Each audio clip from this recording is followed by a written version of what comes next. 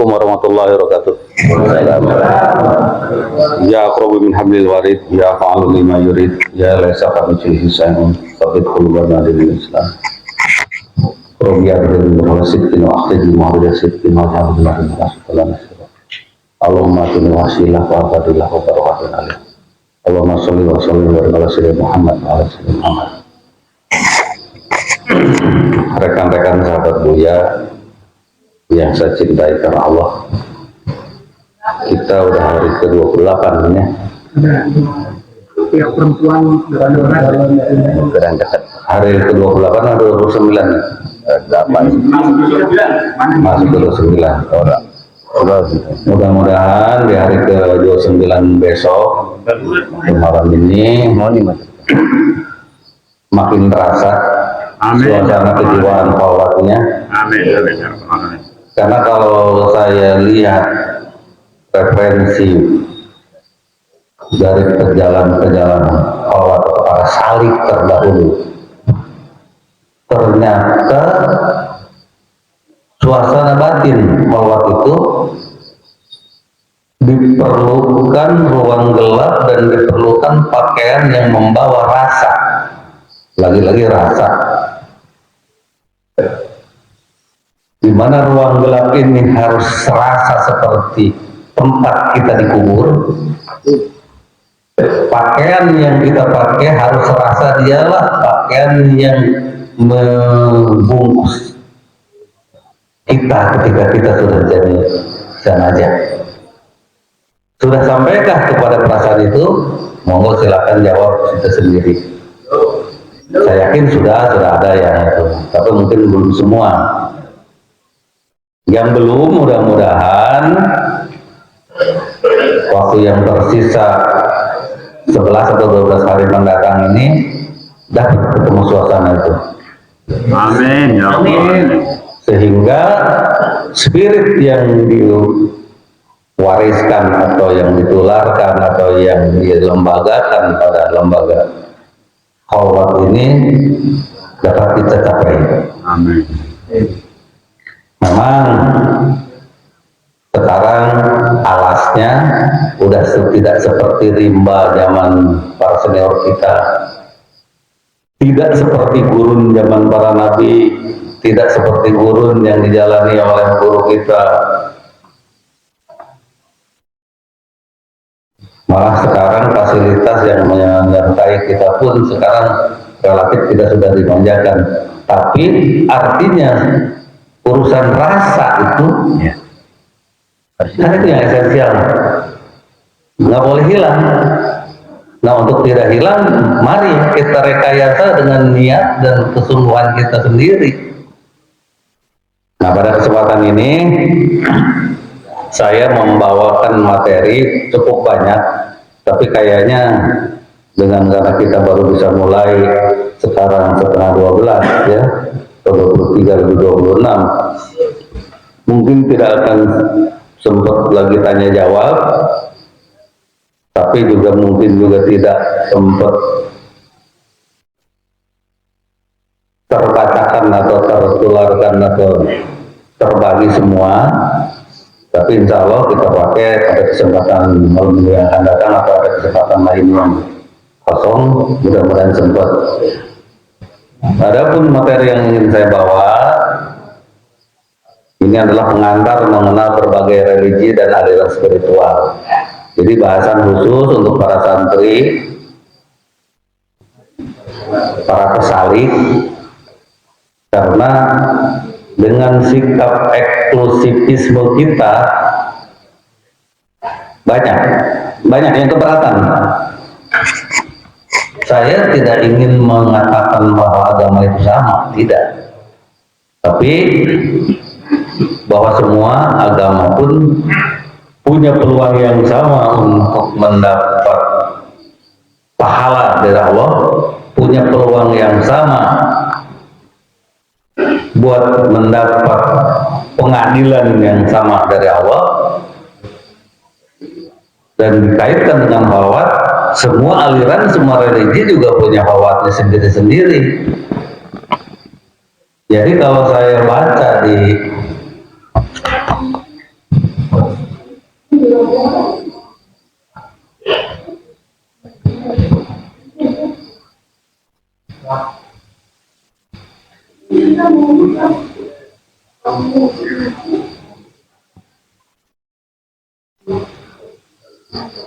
Saya baca di Wikipedia ini, di dunia ini ada sekitar 4.300 agama, dan semua punya aliran-aliran bisnisnya sendiri yang menjalankan juga, apakah itu holwat, apakah itu bertapa, apakah itu karena untuk merasakan adanya rasa transadental dalam itu tuh mereka juga punya. Jadi kalau ada orang yang berpendapat bahwa holwat ini adalah bid'ah dan sebagainya, tergantung dari mana melihat.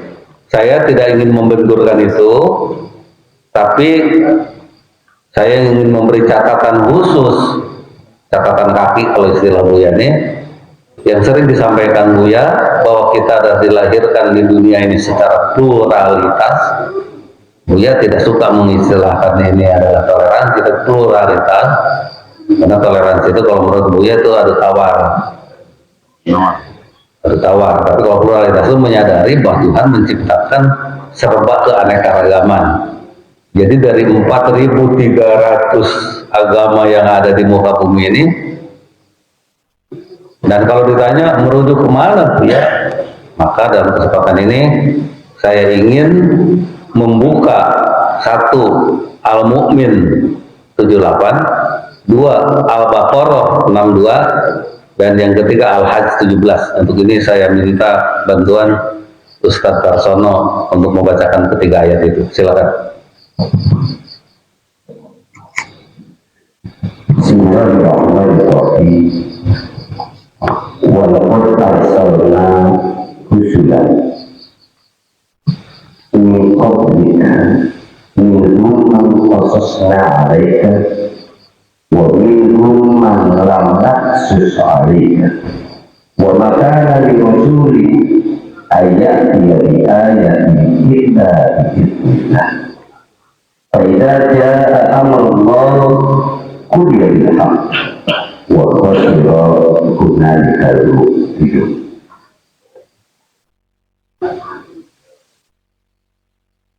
والذين آمنوا والذين هادوا والنصارى والصابئين من آمن بالله واليوم الآخر وعمل صالحا فلهم أجرهم عند ربهم ولا خوف عليهم ولا هم يحزنون. إن الذين آمنوا والذين هادوا والصابئين والنصارى والمجوس والذين أشركوا إن الله يفصل بينهم يوم القيامة إن الله على كل شيء شهيد. Sallallahu alaihi wasallam. Artinya sekalian. Walaupun asalnya dan sungguh telah kami utus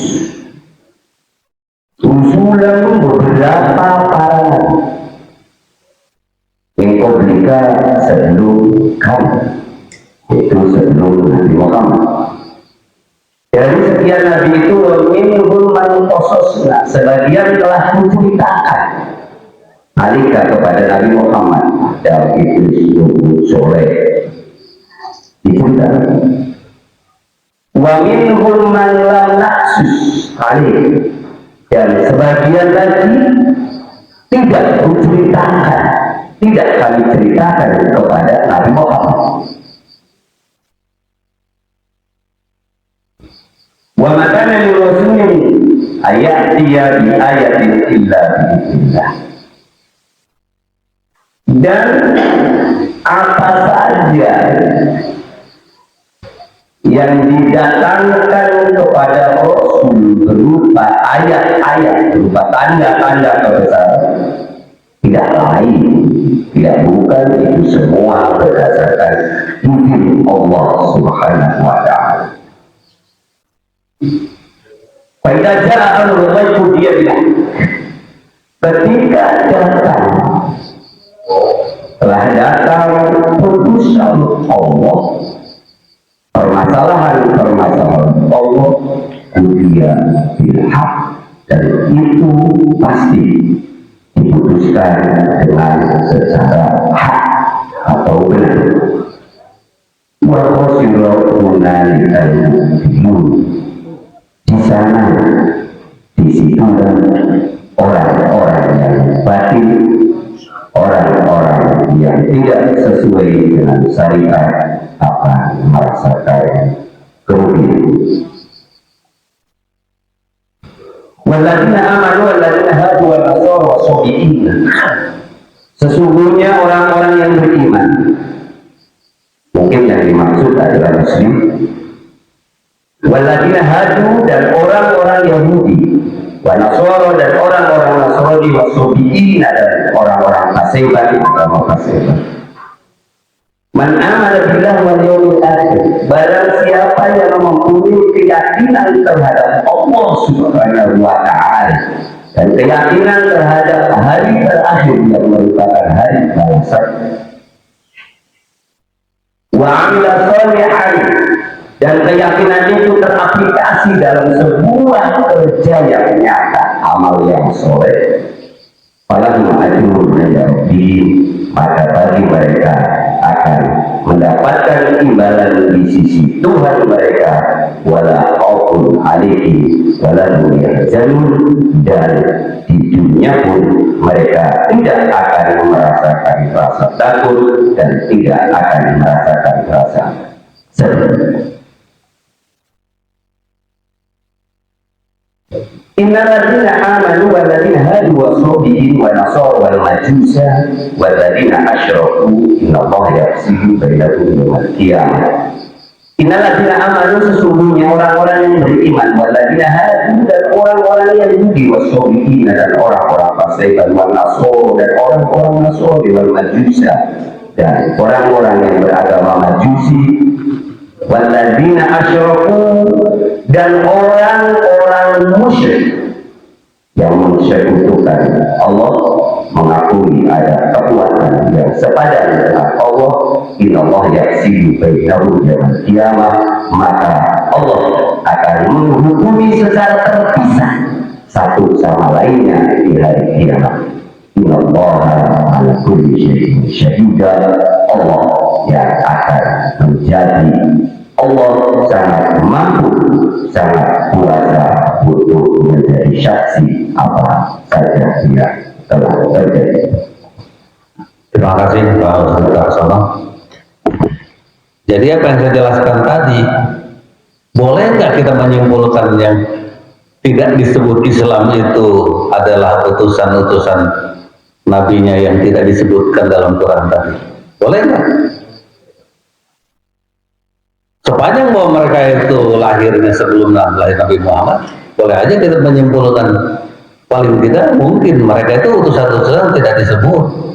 Dan nyatanya sekarang agama yang lebih dari 4.200 hampir menjelang 4.300 itu nyatanya Allah abadikan kok. Mereka sampai hari ini masih eksis. Dan ini yang akan saya perkenalkan di sini hanya beberapa yang besar. Jadi berdasarkan ketiga ayat itu, maka yang dikatakan Buya pada tempatnya, sebab kita punya paradigma yang perlu diperhatikan, hindari sikap fanatisme. Yang berikutnya, hindari sikap yang terlalu tekstual. Karena yang namanya bahasa, sudah saya jelaskan pada kesempatan terdahulu, bahasa kitab suci, bahasa agama itu selalu ada bahasa esoterik, bahasa alegorik, sama bahasa pragmatis. Kalau hanya tekstual mengartikan semua dianggap pragmatis, bahaya. Dan bahasa itu bahasa itu adalah komunikasi yang belum selesai. Sebagai contoh yang sering dicontohkan sama Quraisy Shihab, 40 tahun yang lalu kita menyebut ibu itu tak seorang pun yang mengartikan lain kecuali seorang wanita yang melahirkan anaknya. Hari ini begitu menyebut ibu, boleh juga istri kita bilang ibu Dik-Dik, ibu Imron, ibu Dona, istrinya kan? Iya, betul. Jadi bahasa yang pada zamannya dikatakan secara tekstualnya A, kita memahami secara adalah keliru. Contoh kayak sebutan sab'ah, sab'ah itu 7 ya. Yang betul sab'ah, sab'ah. Sama, betul. Sama. 7. Tapi tradisi Arab pada zaman itu sebutan 7 itu sama dengan kita sebutan 1.000.000 atau 1.000, sesuatu yang tak terhingga. Maka sab'ah sama wati 7 langit itu bukan berarti langitnya yang 7 lapis, langitnya yang tak terhingga. Nah ini kadang-kadang karena kita terlalu tekstual, ketika ilmu astronomi sekarang sudah bisa menghitung miliaran planet di tata surya ini, dari mulai klaster 3 klaster, super klaster sampai Aras, menolak karena 7 katanya kan gitu. Nah, jadi hindari sikap terlampau tekstual.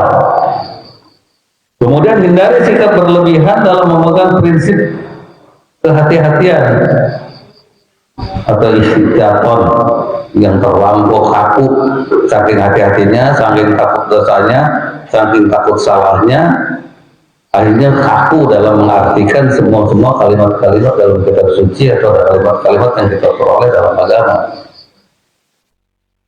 Berikutnya, tidak boleh mengingkari bahwa fenomena kondisi darurat situasional selalu ada dalam pengecualian, dalam kasuistis yang tidak boleh merupakan prinsip-prinsip fikih yang elastis dan kondisional. Makanya yang menarik dan sering menjadi perhatian orang yang tidak sependapat dengan guru kita itu kan beliau tidak mengabadikan fikih, tidak mensakralkan fikih. Ada konsep-konsep yang bersifat fleksibilitas, karena fikih itu adalah merujuk kepada hadis yang dimana hadis ini adalah hasil interaksi sosial Rasulullah dengan umat pada zamannya.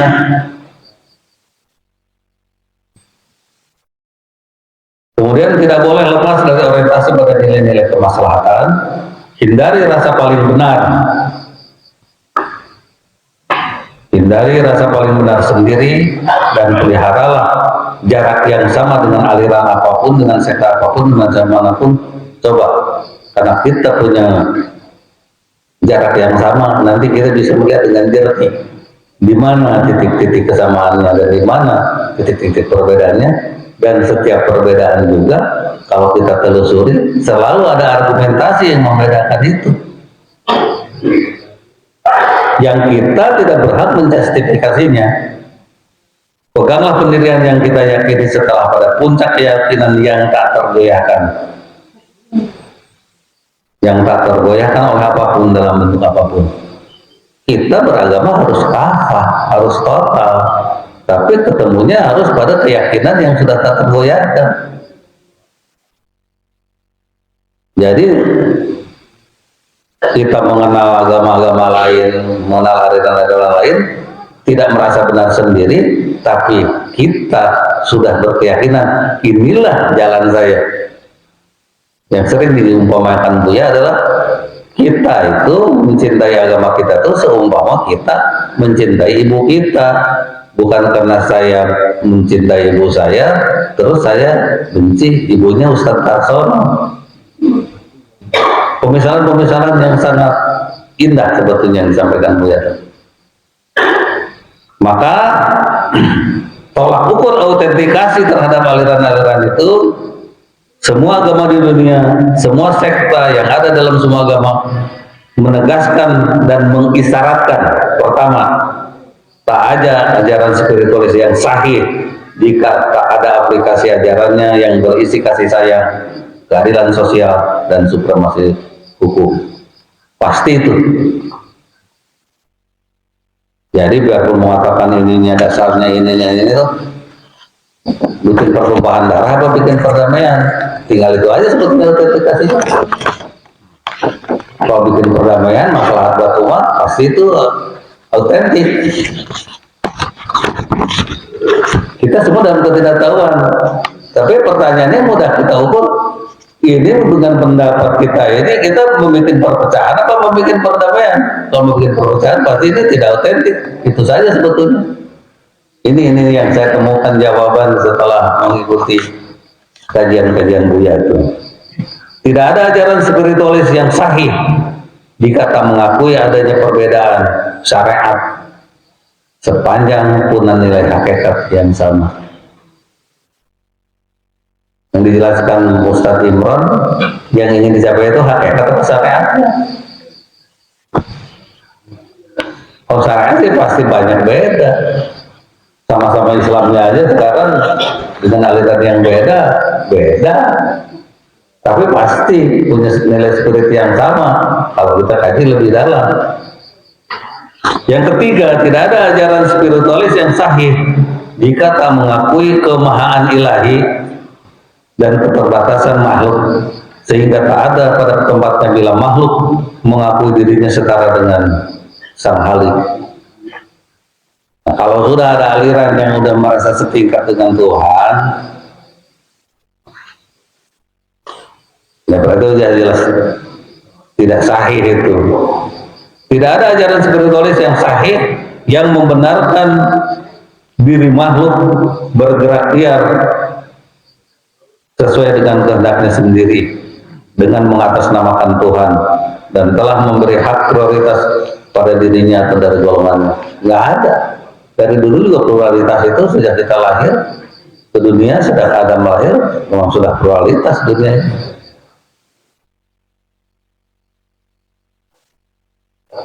Yang kelima, tidak ada ajaran spiritual yang sahih jika tidak membuka pintu toleransi yang membuka diri pada pemahaman akan kebenaran yang diyakini dan ajaran lain sesuai dengan ajaran yang diyakini. Jadi sebetulnya kalau sudah kita memahami pluralitas itu hanya satu pilihan buat kita hidup pada umat ini. Apa pilihan itu? Kita mampu hidup berdampingan secara damai dengan pemahaman dengan aliran yang berbeda. Pertumbuhan darah itu udah terlampau lama. Kita lah yang harus dimulai. Kita lah yang jadi nukleus perubahan itu. Sesuai dengan arketype-nya beragamanya Rasulullah.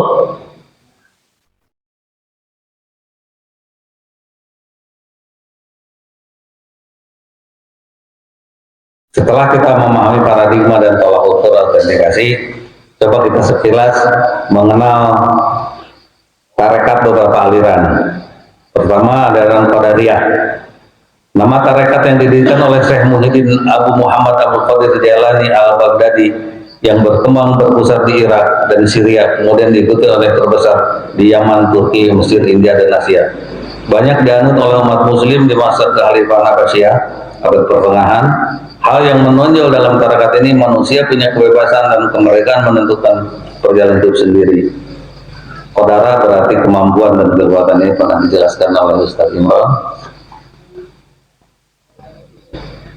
Beliau berfatwa bahwa semua mazhab, beliau urutan ke-17 dari rantai mata mursyid tarekat. Tarekat ini dikenal luas, yaitu bila murid sudah mencapai derajat syekh, maka murid berhak melakukan modifikasi tarekat lain ke dalam tarekatnya, tidak harus mengikuti tarekat gurunya, sehingga karena luasnya ini terdapat puluhan tarekat yang masuk dalam kategori Qadariyah seperti Al-Gawitsiyah, Junaidiyah, Kamaliyah di India dan Turki, Hindiyah, Hulusiyah di Yaman, Abiliyah, Abbasiyah di Afrika, Amariyah, Bakariyah, Bu'aliyah, Mahjilah, dan tarekat Jilalah dan sebagainya.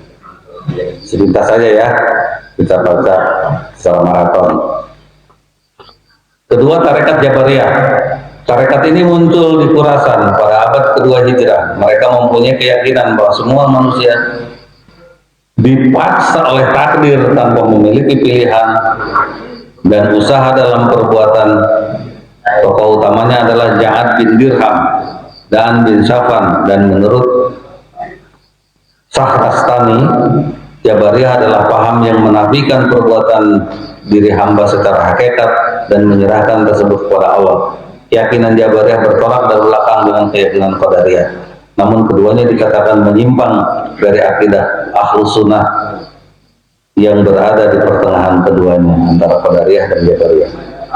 Secara bahasa, Jabariyah berasal dari kata Jabara, artinya memaksa, mengambil dari salah satu nama Allah Al-Jabar, Al-Jabaru.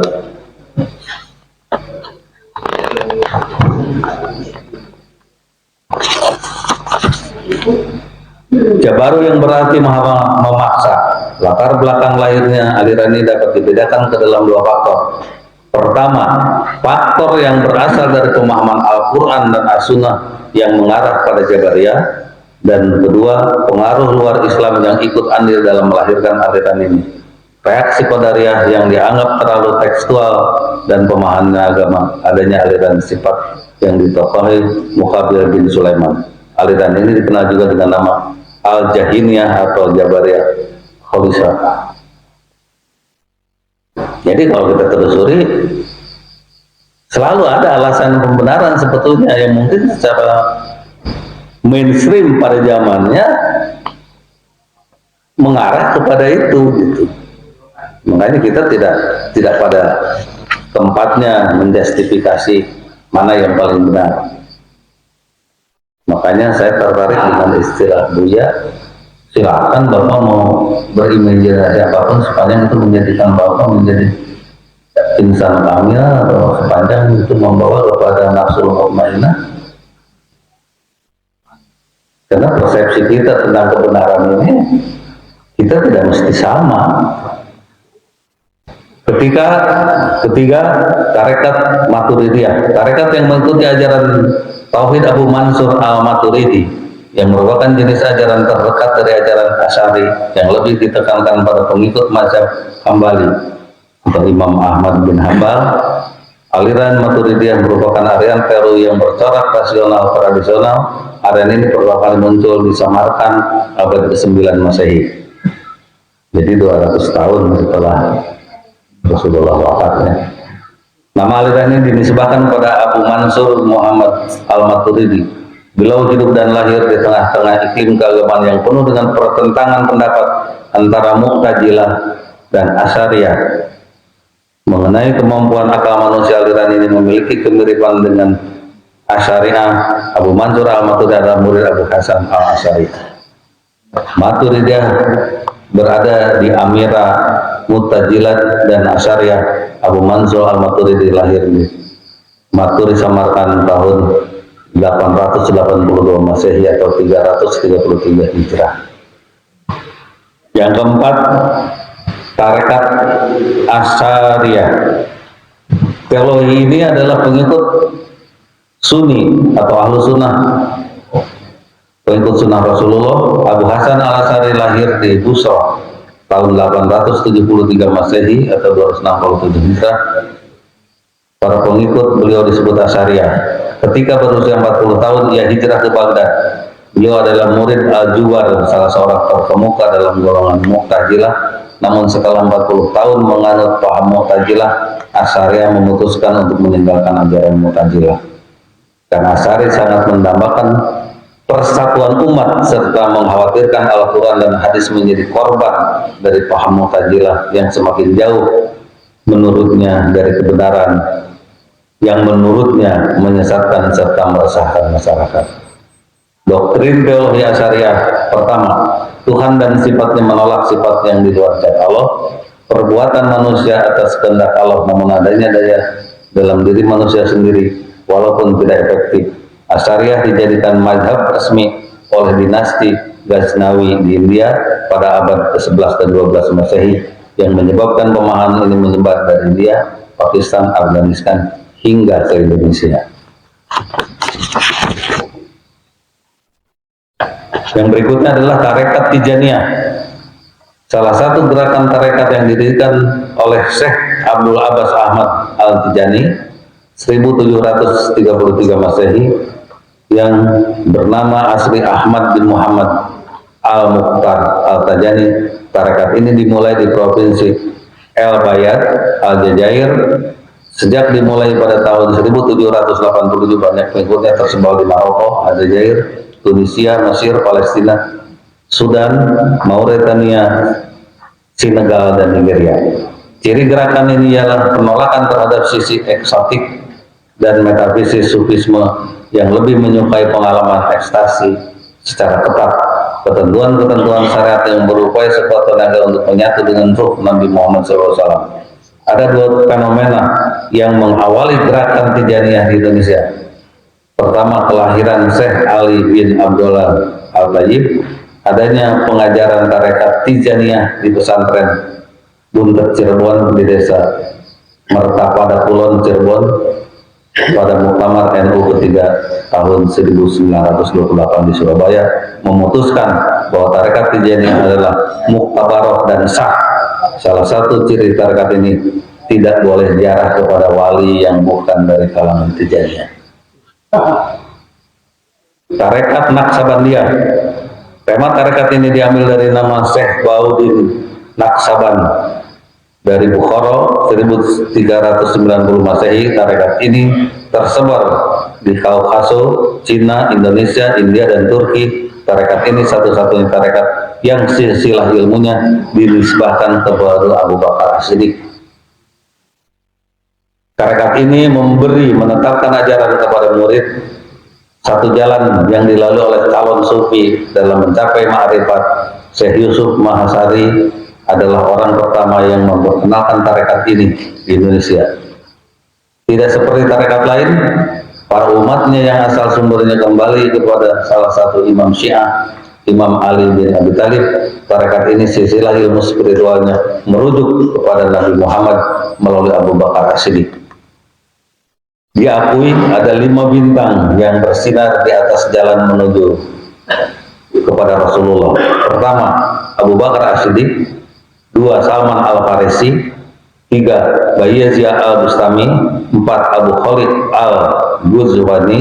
5. Muhammad Bahauddin Uswasi Al-Bukhari yang lebih dikenal dengan Syekh Ungsa Bandi.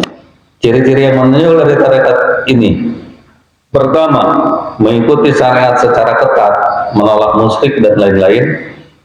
Upaya serius untuk mendekatkan negara dengan agama, tidak mengolasi diri seperti dari penguasa, membebankan tanggung jawab atas umat secara sama kepada para penguasa. Yang 7, tarekat Qadariyah Naksabandiyah. Perpaduan dua aliran tarekat besar. Perpaduan antara tarekat besar Qadariyah dan Thariqah Naksabandiyah yang didirikan oleh Syekh Ahmad Khatib Al-Sambasi di Mekah abad ke-13 Hijrah atau abad 19 Masehi. Kemudian tarekat ini adalah dalam sejarah sosial intelektual umat Islam di Indonesia pada saat itu dapat dikatakan sebagai jawaban atas keresahan umat akan merebaknya ajaran bidah al-wujud yang lebih cenderung memiliki konotasi panteisme dan kurang menghargai syariat Islam. Jawaban ini bersifat moderat karena selain memahami syariat, sentris juga mengakomodasi kecenderungan mistis dan sufistis masyarakat Islam Indonesia. Pendiri tarekat ini adalah seorang syekh sufi besar yang saat itu menjadi imam Masjid Al-Haram di Mekah Al-Mukarramah, yaitu Syekh Ahmad Khatib Al-Sambasi Al-Jawi yang wafat pada tahun 1838 Masehi. Dia adalah ulama besar Nusantara yang sampai akhir hayatnya tinggal di Mekah. Beliau tadinya pengikut tarekat Qadariyah, di mana Qadariyah memberi kebebasan untuk Syekh menentukan modifikasi tarekat yang dipimpinnya, dan beliau mendirikan tarekat ini. Yang ke-8, tarekat Sakariyah. Tarekat ini mulai muncul abad ke-15 Masehi, dinisbatkan oleh tokoh yang mengembangkannya, Abdullah Ashakar. Awalnya lebih dikenal di Iran dan Transoksania dengan nama Iskiyah, sedangkan di Turki Utsmaniyah disebut Bistania. Di Indonesia tarekat ini banyak dianut dan dikembangkan di Jawa, Sumatera, dan tarekat ini mudah berpadu dengan tradisi setempat sehingga menjadi tarekat yang paling membumi. Dalam tarekat Sakariyah, hubungan antara Tuhan dengan manusia diyakini bahwa pertama, alam diciptakan oleh Allah dari Nur Muhammad Alam berada dalam ilmu Allah yang disebut ayan atau bayang-bayang dari zat Allah, dan ayan menjelma menjadi hariziyah, kenyataan yang berada di luar. Fa'alqul huwa al-haq adalah suatu itu tidak lain kecuali sebagai manifestasi yang maha benar. 3 zikir dalam tarekat ini mengembangkan pandangan yang membangkitkan kesadaran akan Allah Subhanahu wa Ta'ala, tapi tidak harus melalui tahap fana. Tarekat ini mengakui percaya bahwa jalan menuju Allah sebanyak gerak nafas makhluk yang ada di alam semesta ini. Zikir bagi penganut tarekat ini adalah ada tingkatan mubtadi atau tingkat awal, mutasawwifah tingkat menengah, dan muntadi tingkat terakhir. Tingkatan ini dalam dicapai oleh orang yang mampu menyatukan 2 makrifat itu, yaitu makrifat tijaniyah, Allah tidak bisa disamakan dengan apapun, atau laisa kamitslihi syai'un, dan makrifat tasbiyah, Allah melihat dan mendengar. Maka makrifat ini dengan segala sesuatu harus bisa dilihat secara lahiriah. Tinggal 1 menit menjelang jam 12. Membacakan ini baru sampai ke tingkat ini. Nanti kita lanjutkan pada kesempatan berikutnya. Dan kayaknya tidak sempat kita tanya jawab, ya mohon maaf. Nanti pada akhirnya kalau ada punya kesempatan boleh tanya jawab, atau ada pendapat yang beda dalam kesempatan kita istirahat atau kesempatan sudah khatam, boleh kita ketemu di tenda untuk sekedar berbincang-bincang, saling mengisi, sharing, saling tukar pikiran untuk memperkaya hasanah kegiatan kita.